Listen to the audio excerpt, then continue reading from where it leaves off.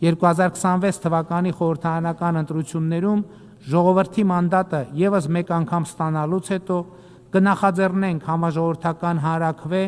նոր սահմանադրություն ընդունելու համար, որի արդյունքում իշխանության բոլոր ճյուղերը եւ երկրում հաստատված իրավակարգը օրգանական կապով կկապվեն սահմանադիրի, այսինքն ժողովրդի հետ, Հայաստանի պետականությունը դարձնելով հարատև ու ժողովրդակենտրոն։ Տիկնակ եւ պարոնայք, հարգելի ներկաներ, 2026 թվականը աննախադեպ է լինելու Հայաստանի Հանրապետության միջազգային ներգրավվածության տեսակետից։ Մայիսին Հայաստանի Հանրապետությունը հյուրընկալելու է Եվրոպական քաղաքական համայնքի 8-րդ գագաթաժողովը եւ ես համայնքի բոլոր երկրների եւ կառավարությունների ղեկավարներին սիրով հրավիրում եմ մասնակցելու այդ կարևորագույն միջոցառմանը։